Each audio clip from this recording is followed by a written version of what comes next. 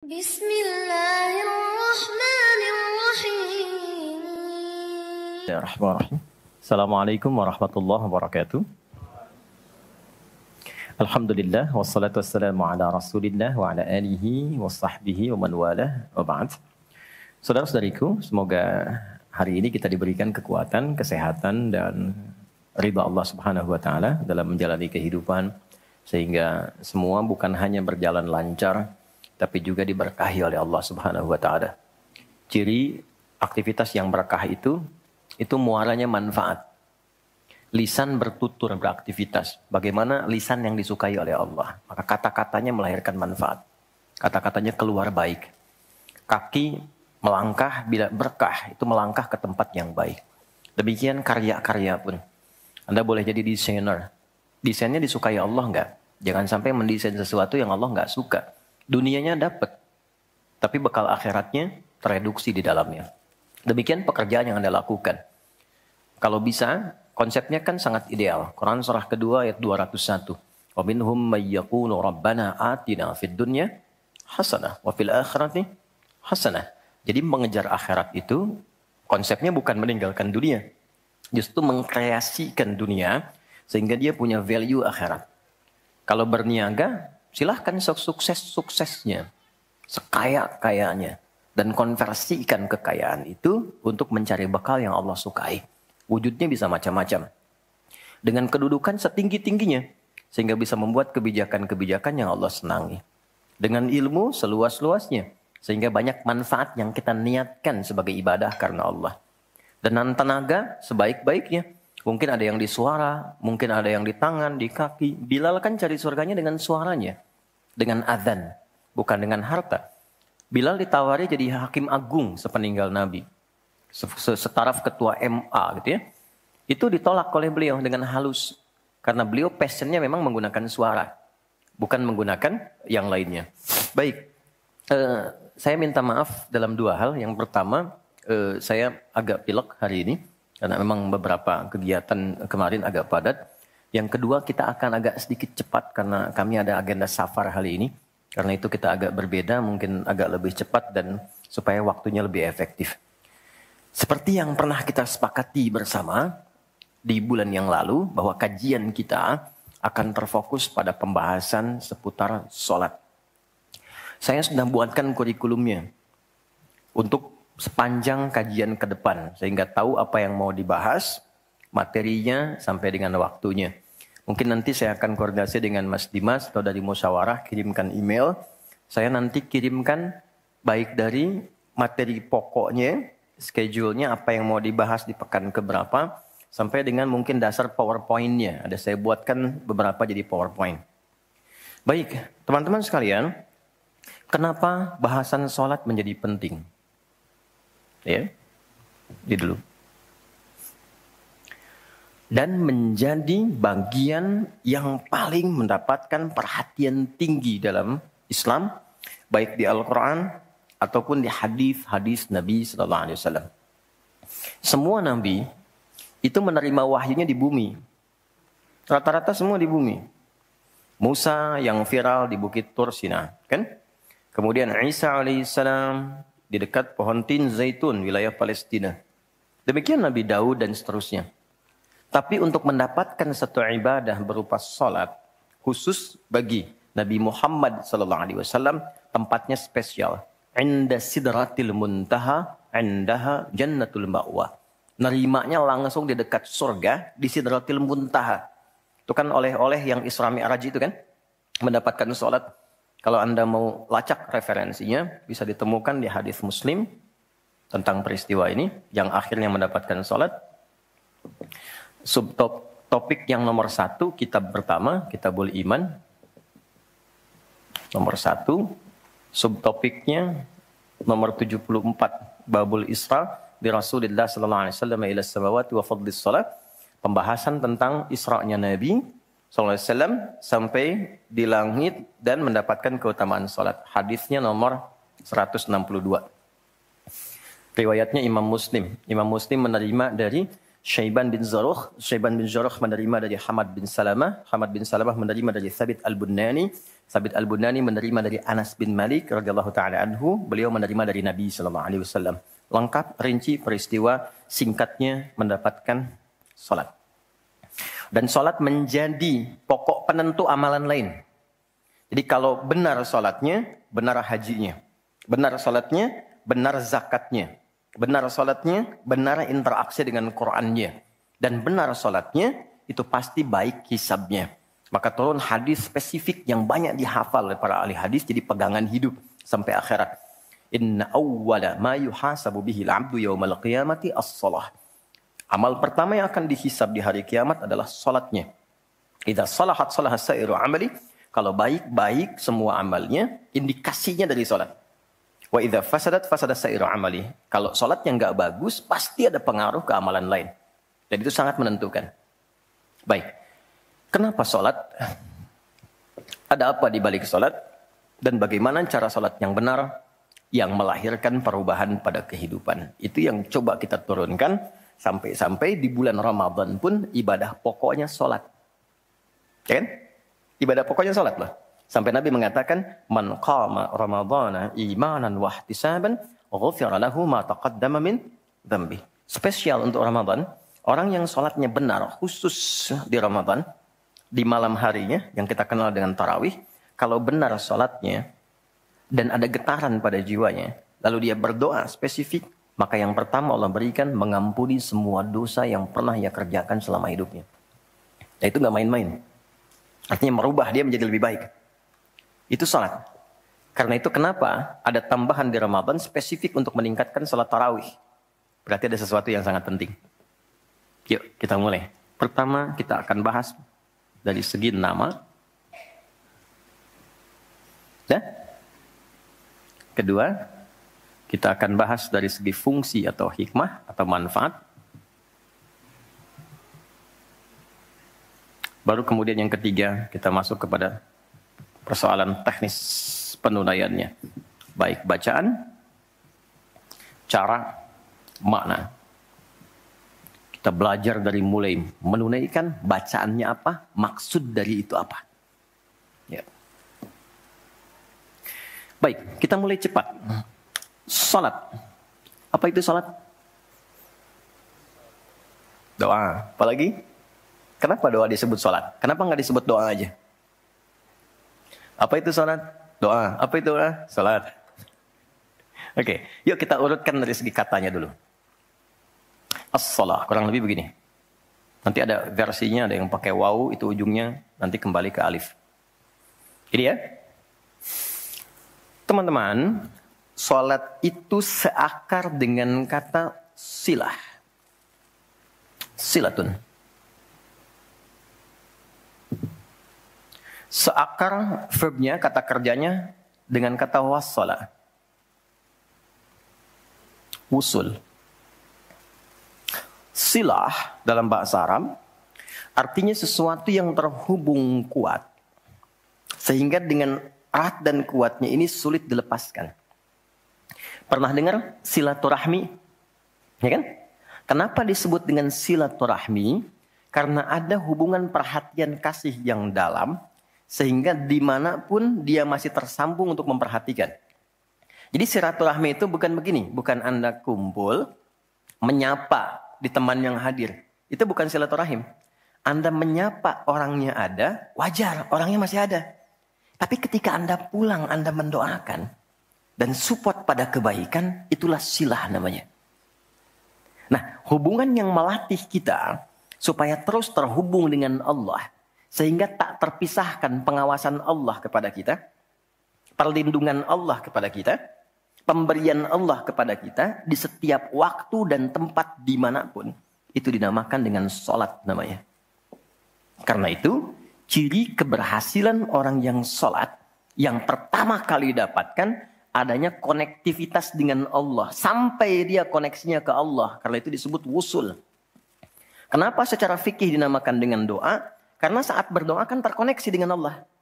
Ya kan? Nah, doa yang terkoneksi secara formal kepada Allah itu disebut dengan salat.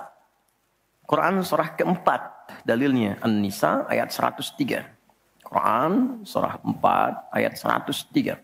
Paling kanan agak sedikit ke atas tuh di mushaf standar.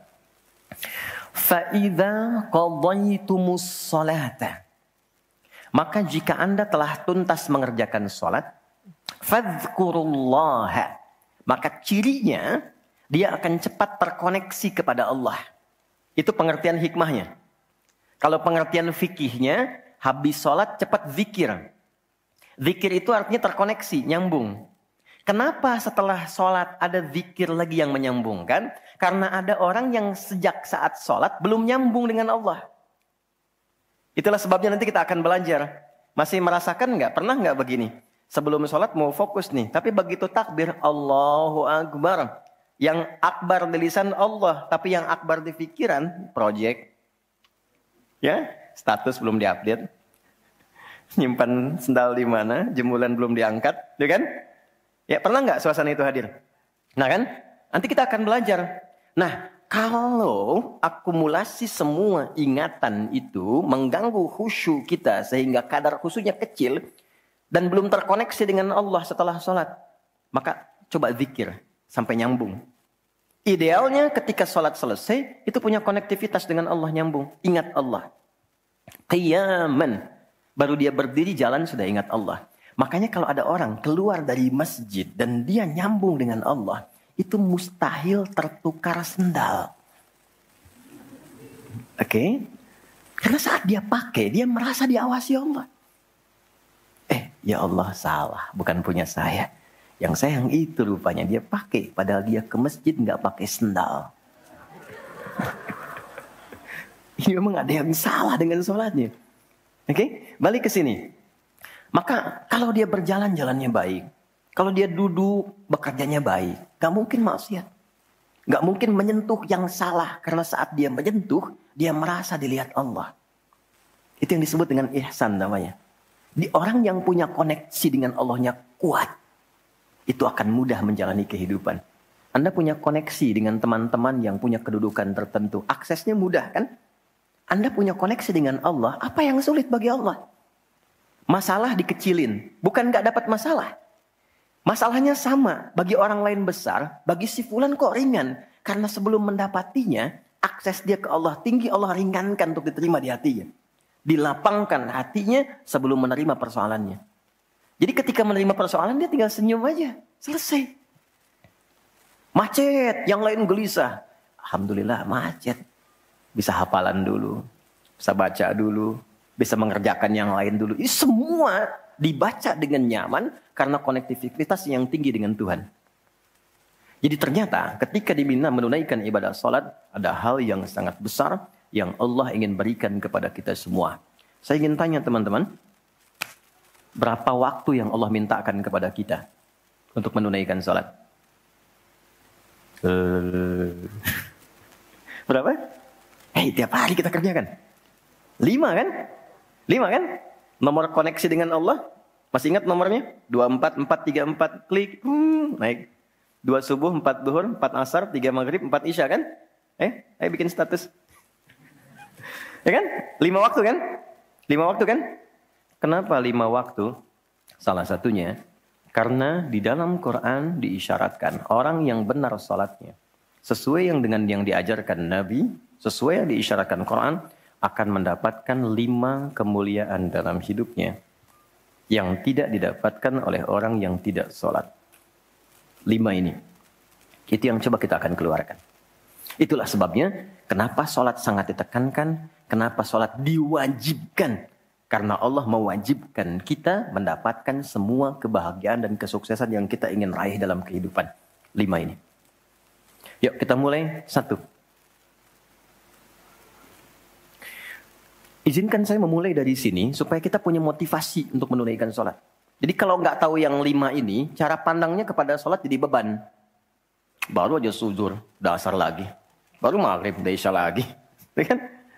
Nah, ayo isya. Tadi kan udah maghrib. Kan? Pernah merasakan itu? Karena cara pandangnya menilai sholat sebagai beban. Padahal ketika Allah wajibkan, itu cara mewajibkannya bukan sebagai beban, sebagai motivasi yang mengantarkan pada keindahan. Satu, kita cepat. Quran surah ke-20 di ayat yang ke-14. Tafsirnya Quran surah 13 ayat 28. Satu paket. Kita pakai Quran hadis aja ya, biar nggak bisa didebat. Oke, Quran surah ke-20 ayat 14. Innani anallahu la ilaha illa ana fa'budni wa aqimis salata lidzikri. Sayalah Allah, kata Allah. La ilaha illa ana. Gak ada Tuhan yang layak dipertuhankan kecuali saya. Ini kalau kita belajar ngaji tentang tauhid, ya, belajar mengaji tentang dasar keyakinan, akidah. Ini ayat yang paling real, yang paling mudah dipahami, yang paling kuat pengakuannya. Saya coba mengumpulkan koleksi beberapa kitab-kitab yang disucikan. Saya kumpulkan. Nggak ada satupun kecuali di Quran yang tegas mengatakan, Tuhannya langsung mengatakan. Tidak mewakili perwakilan. Sayalah Allah. Satu-satunya yang dipertuhankan, sembah saya. Coba di Quran. Kita simpan ini dalam bab tauhid. Sekarang kita teruskan. Bagaimana cara menyembahmu ya Allah? Fa'budni wa aqimis sholata lidzikri. Tunaikan sholat. Ya, sebagai pembuktian penyembahan kepadaku. Lidzikri. Untuk mengoneksikan dirimu denganku. Satu, sholat adalah pembuktian sebagai hamba. Pembuktian iman. Pelan-pelan. Yang pertama, teman-teman sekalian, ketika Allah menerangkan fungsi sholat yang pertama untuk membangun konektivitas yang kuat dengan Allah, itu ternyata dasarnya bukan materi, bukan kedudukan, tapi penghambaan. Supaya engkau membuktikan diri engkau itu hambaku, sembahku, lewat sholat. Jadi kalau ada orang yang mengatakan, Tuhanmu siapa? Allah, tapi dia nggak mau sholat, itu kata Nabi belum sempurna kebertuhanannya kepada Allah. Ya, al-farqu bainal mu'min wal kafir tarku sholat, kata Nabi. Perbedaan orang yang mengaku beriman dengan yang belum beriman dilihat dari sholatnya. Jadi kalau dia sudah menunaikan sholat, itu pembuktian keimanannya kepada Allah, kebertuhanannya. Jadi kalau ada orang mengaku muslim, dia belum menunaikan sholat, maka dipertanyakan keimanannya. Karena itulah kemudian kata sholat disebut juga di Al-Quran dengan kata iman. Buka Quran surah kedua, ayat 143. Lihat di pertengahan. Wa ma kana Allahu liyudhi'a imanakum. Jika ada hamba siapapun menunaikan sholat, aku nggak akan sia-siakan sholat yang dilakukan dengan imannya itu. Maksudnya apa? Akan dibalas, diberikan perhatian sesuai dengan kadar sholatnya. Disebut dengan iman. Dan yang paling dahsyat, ketika seseorang sholat menghamba, kan gerakannya ruku, sujud, menghamba kan? Maka naik statusnya dari sekedar manusia biasa menjadi abdun. Teman-teman, ini rahasia besarnya. Perintahnya, fa'budni, yang kita baca, iyyaka na'budu, asal katanya dari kata abada, orangnya abdun. Jamannya ibad. Dan tidak pernah disebutkan dalam Quran kata abdun kecuali untuk mengangkat derajat hamba di hadapan Allah. Contoh. Nabi Muhammad ketika peristiwa Isra dan Mi'raj dipanggilnya dengan nama apa? Quran surah 17 ayat 1. Subhanalladzi asra bi'abdihi. Tidak disebut nabi, tidak disebut rasul, tapi abdun. Nabi Sulaiman ketika diberikan kekuasaan besar, punya kedudukan yang hebat sampai menundukkan awan. Ya, sebelum Songgohan punya awan kinton, Nabi Sulaiman sudah punya duluan. Suzuki Yatanabe tahun 96 kan, bikin komiknya. Saya nggak terlalu baca itu atau tonton, tapi saya tahu. Itu awan ditundukkan, angin bolak-balik. Ketika mendapatkan kedudukan itu, sifat yang disebutkan abdun, bukan nabi, bukan rasul. Quran surah 38 ayat 30. Wa wahabna li Dawud Sulaiman ni'mal abdu. Oke, Nabi Zakaria alaihissalam ketika akan diangkat statusnya dari suami menjadi ayah. Dan sudah berharap tinggi. Dikabulkan, naik status, diberikan anugerah, disebutnya dengan abdun. Quran surah 19 di ayat yang kedua. Dzikra rahmati rabbika abdahu Zakaria. Nabi Nuh diangkat status memimpin kelompok generasi manusia setelah Nabi Adam.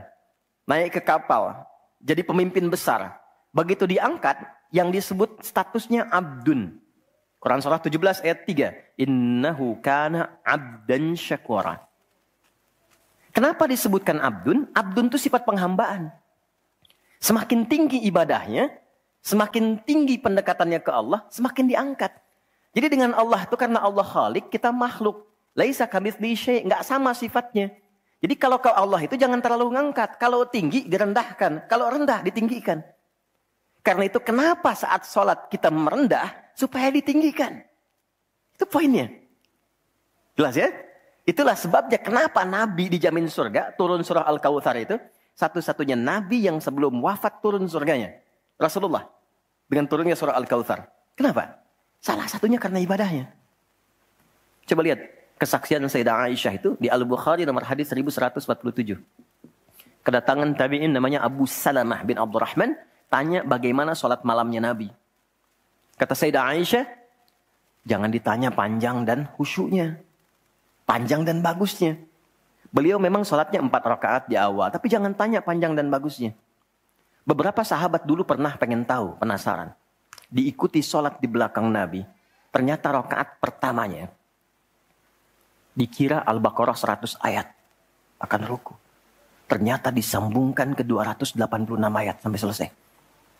Dikira setelah selesai akan ruku. Ternyata Alif Lam Mim lagi. Ali Imran sampai selesai. 200 ayat. Dikira ternyata setelah La'alakum Tuflihun 200 ayat Ali Imran akan ruku. Nyambung An-Nisa 176 ayat. Baru kemudian ruku setelah 5 juz 4 halaman. Ruku. Besoknya orang-orang ini gak ikutan lagi. Udah. Lain memang levelnya. Salam. Tersentuh kaki Nabi itu dengan tangan Sayyidah Aisyah. Ini menunjukkan sederhana kehidupannya.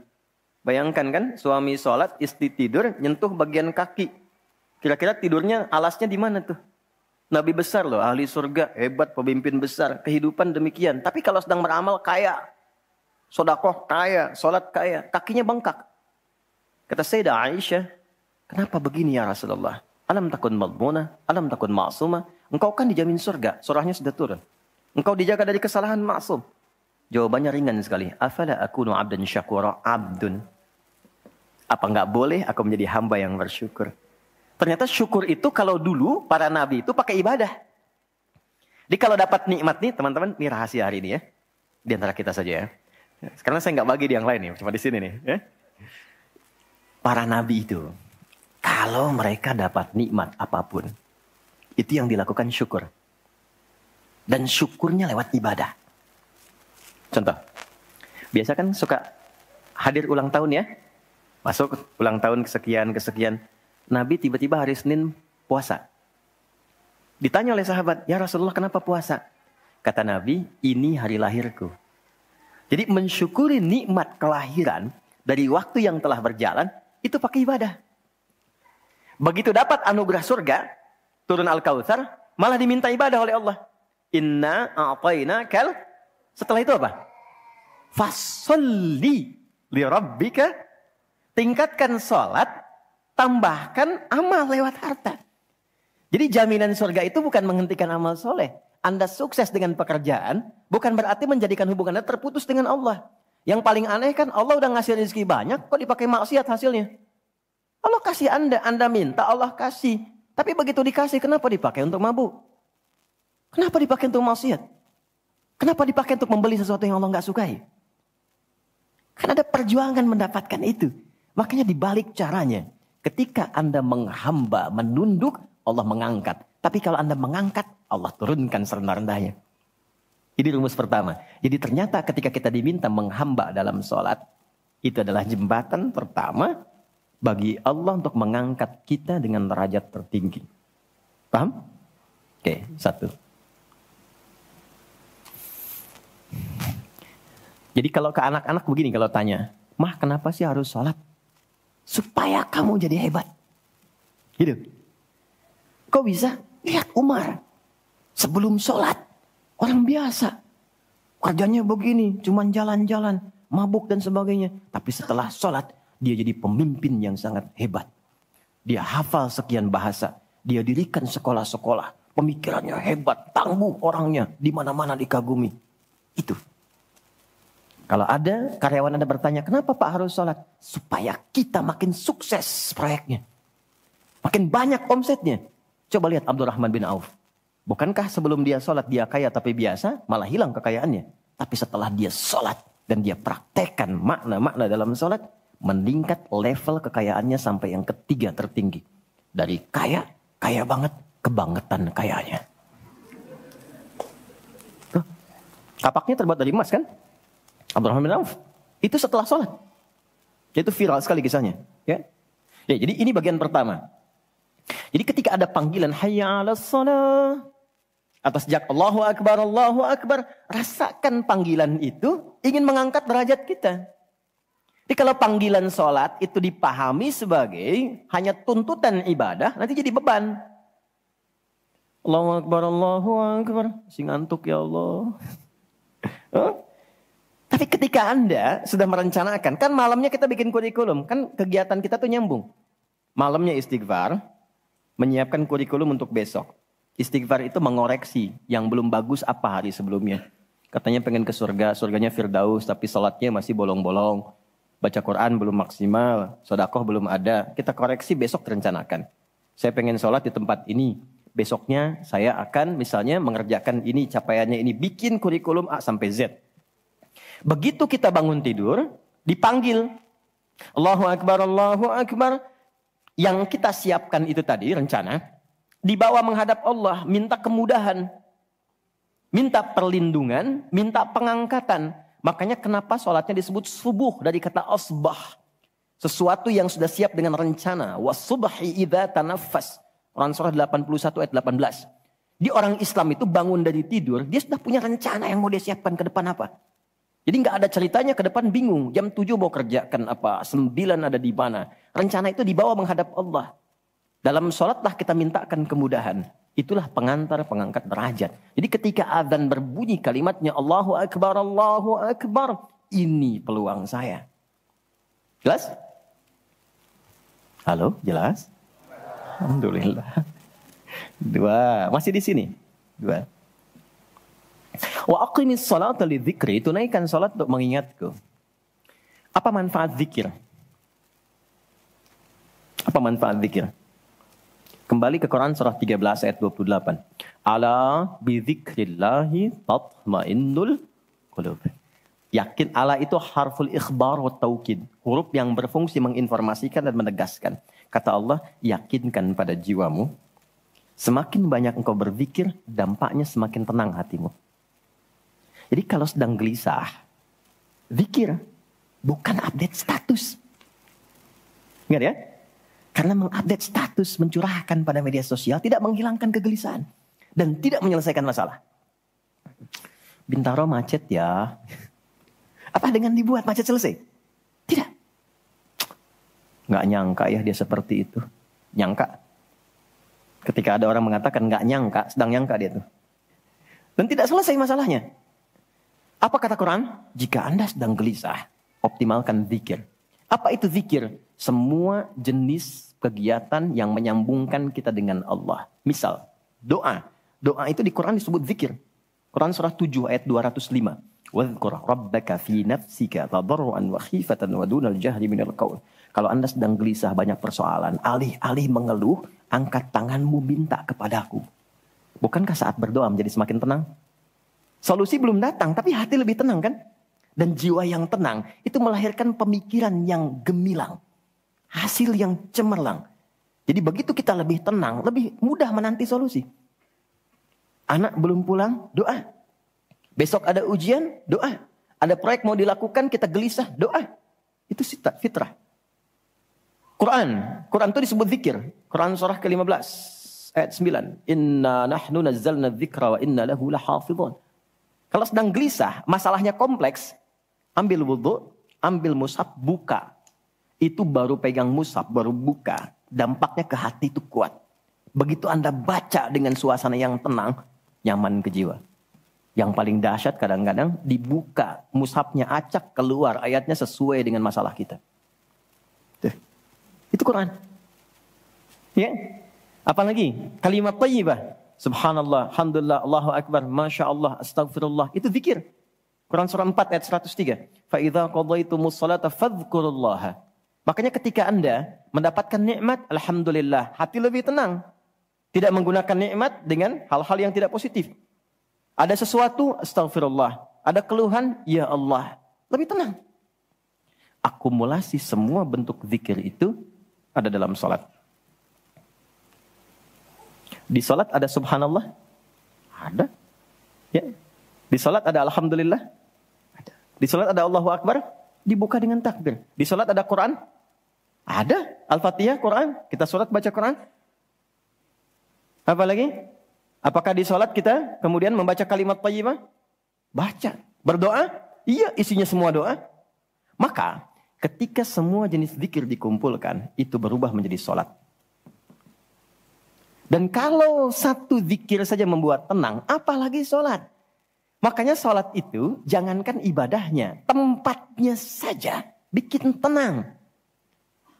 Coba teman-teman, ikhwan ya. Anda ada masalah nih di kantor, mampir ke masjid. Itu buka pintu masjid baru masuk, udah tenang. Enak. Makanya saya sering katakan, sering share dengan beberapa kawan. Anda kalau sedang kerja, coba pulangnya jangan langsung ke rumah. Mampir ke masjid dulu. Yang terdekat ya dengan rumah. Yang terdekat. Mampir ke masjid, sholat 2 rakaat. Di situ sampaikan, ya Allah, aku telah berikhtiar seperti apa yang telah engkau perintahkan. Dan aku bertawakal akan rezeki yang telah engkau tetapkan. Itu begitu Anda selesai berdoa pulang, yang dibawa ke rumah aura masjid bukan aura kantor. Dan istri anak-anak di rumah mendapatkan ketenangan yang sempurna. Jadi nerima antum itu nerima dalam keadaan yang penuh dengan ketenangan. Jadi ketika menyambut anak, ayah, papa, papi, buya, antumnya tuh udah enak nerimanya. Coba kalau nggak percaya, rasakan itu. Ke masjid tuh beda. Dibanding rumah sendiri, rumah Allah lebih tenang kan? Itu baru tempatnya. Dan puncaknya Ka'bah. Yang menjadi kiblat. Itu ada di Quran, surah kedua, ayat 125. Wa idh ja'alnal baita mathabatan linnasi wa amna. Dan pelajari, pahami, renungi. Ketika aku tetapkan dengan keagunganku, Ka'bah pusat ibadah yang menenangkan. Sebanyak apapun Anda punya kesulitan, depan Ka'bah itu ngalir air mata, tenang aja. Gitu. Pancarannya masjid. Ya. Masya Allah ya. Nah, amalannya sholat. Jadi ambil suasana itu, bawa ke dalam diri kita untuk menghasilkan apa yang kita harapkan. Yang kedua, intinya kalau sedang tidak tenang, gelisah, ada persoalan, atau bahkan ya, untuk menentukan satu urusan. Kalau Anda bingung, merasa ada saingan yang tidak sehat, merasa ada orang-orang yang mungkin mengganggu, lakukan sholat sebelum berangkat. Tahu Imam Al-Bukhari ya? Beliau menulis Sahih Al-Bukhari kan? Itu sebelum menulis setiap satu hadis, sholat 2 rakaat. Kalau tenang, baru dituliskan. Tidak tenang, beliau sholat kembali. Ditulis di Masjidil Haram, diselesaikan di Masjid Nabawi. Itulah sholat. Makanya semua nabi yang pernah bertugas di bumi, itu sholat. Dan kita yang paling sempurna caranya. Nabi Isa, Yesus, sholat. Quran surah 19, ayat 31. Sampai 33-nya. Wa ausani bis sholah. Allah mewasiatkan padaku untuk sholat. Nabi Zakaria, sholat. Quran surah ketiga, ayat 39. Fanadatul malaikatu wa huwa qa'imun yusalli fil mihrab. Sholat. Nabi Ismail, kakek Nabi ke-29, bahkan meminta keluarganya disiplin sholat. Quran surah 19, Maryam, ayat 55. Wa kana ya'muru ahlahu bis shalah. Jadi kalau kita urutkan dari awal sampai ke Nabi Muhammad SAW, atau kita tarik mundur dari Nabi Muhammad ke Nabi Adam alaihissalam, tidak ada satupun Nabi yang bertugas di bumi kecuali mereka salat. Muhammad SAW bin Abdullah bin Abdul Muttalib bin Hashim bin Abdul Manaf bin Qusay bin Murrah bin Kilab bin Ka'ab bin Ghalib bin Fihir bin Malik bin Nadar bin Kinana bin Khuzaimah bin Mudrika bin Ilyas bin Nizar bin Mudar bin Ma'ad bin Adnan bin Adi bin Adri bin Muqawwam bin Nahur bin Ya'rub bin Yasjub bin Ismail alaihissalam, bin Nabit bin Ismail alaihissalam, bin Ibrahim alaihissalam, bin Adhar atau bin Nahur, bin Abir bin Kinan bin Arfakhshad bin Sam bin Nuh alaihissalam, bin Mihlail bin Matushala bin Kinan bin Anwas bin Tith bin Adam alaihissalam. Semua tersambung. Saya ulangi. Semua sholat. Oke? 3. Quran surah 29 ayat 45. Salat bila dikerjakan dengan benar akan merubah pelakunya menjadi lebih baik. Secara singkatnya, salat mendidik kita menjadi pribadi yang baik. Nah, sumber keburukan itu yang menjadi lawan dari baik itu ada 2. Jadi kalau ada orang yang tidak baik, anak yang kurang baik, ayah yang kurang baik, ibu yang kurang baik, itu artinya ada satu dari 2 ini yang melekat pada dirinya. 1 disebut dengan fahsya.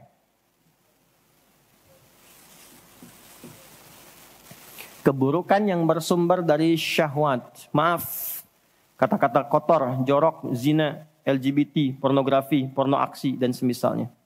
Itu fahsya. Jadi nggak mungkin orang sholat, kata-katanya jorok. Perilakunya menyimpang. Nggak mungkin. Karena sholat mencegah itu.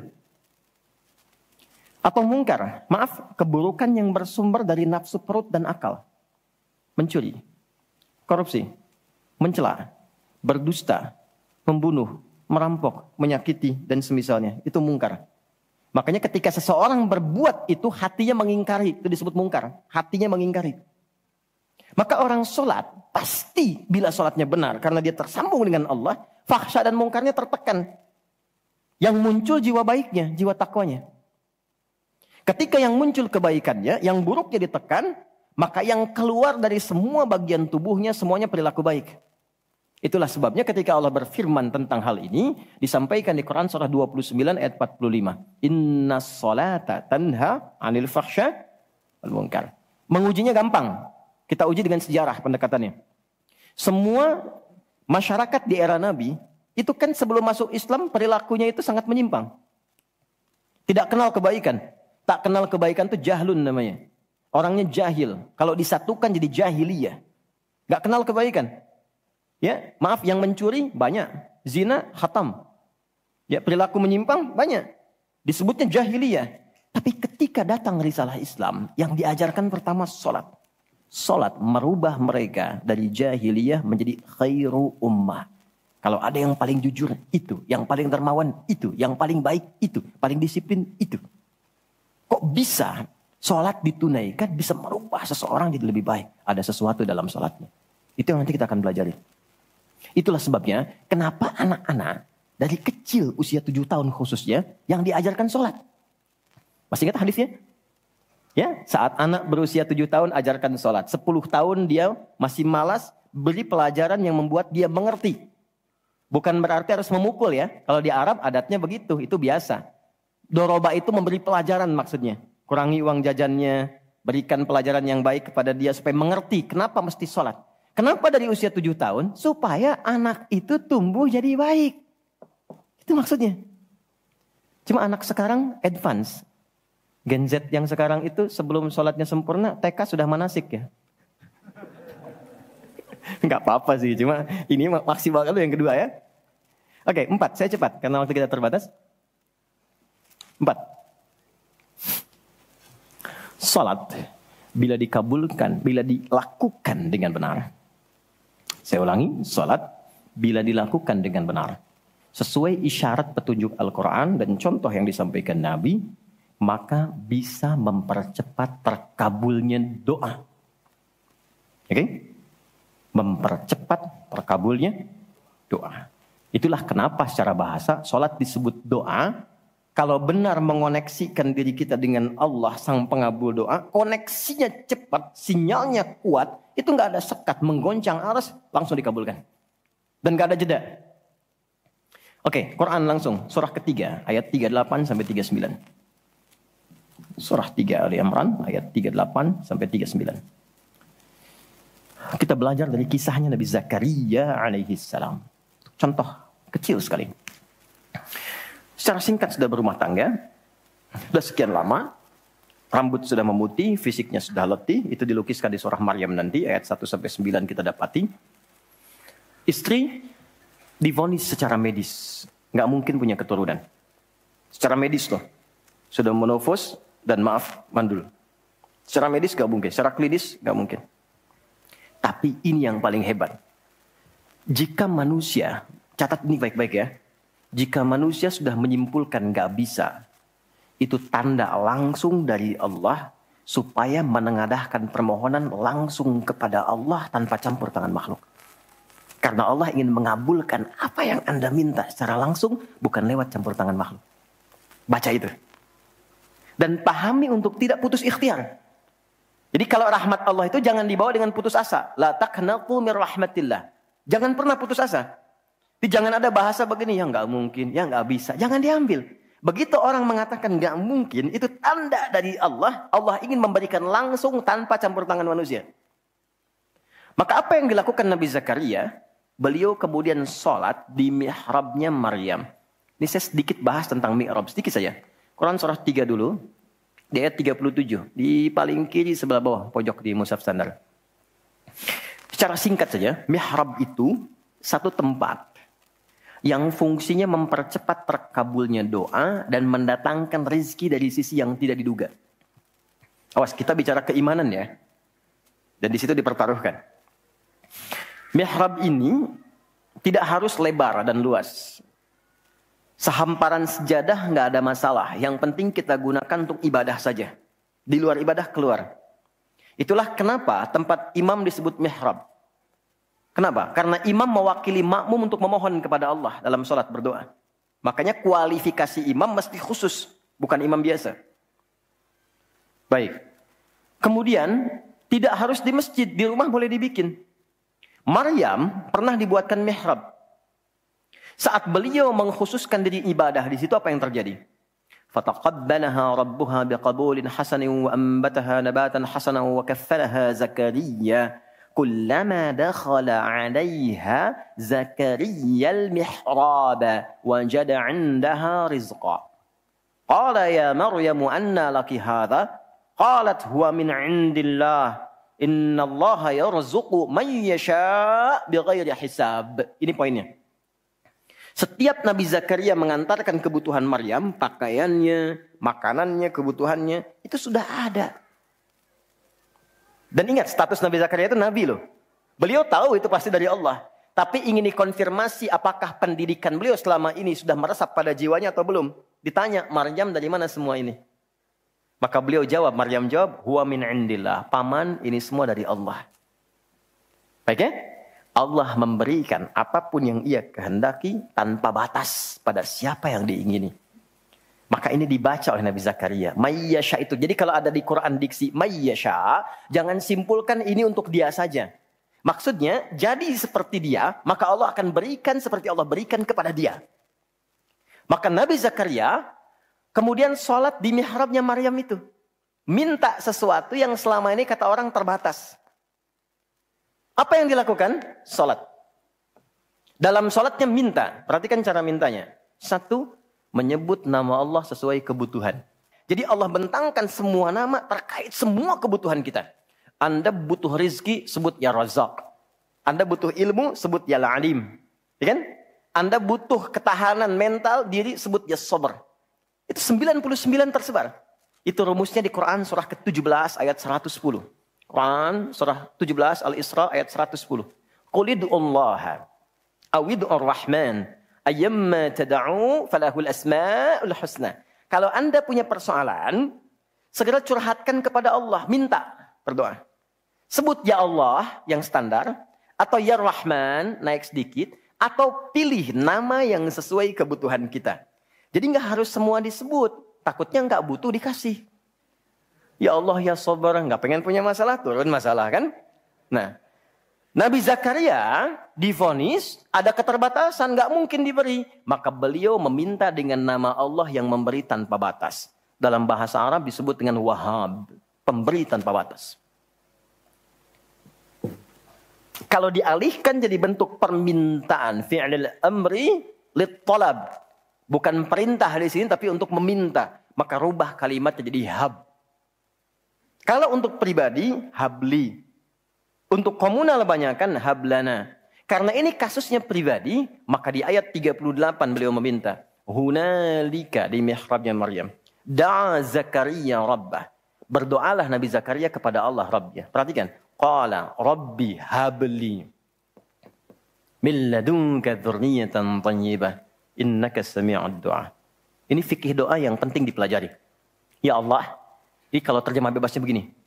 Mereka mengatakan aku nggak mungkin punya keturunan. Maka aku memohon darimu saja yang tidak punya batas dalam pemberian. Mereka katakan aku nggak mungkin. Aku memohon kepadamu yang tidak punya batas dalam pemberian. Innaka sami'ud du'a. Sungguh engkau pasti mendengar doaku. Kalau kepada yang maha mendengar tidak terkabul juga, kepada siapa lagi aku mesti memohon?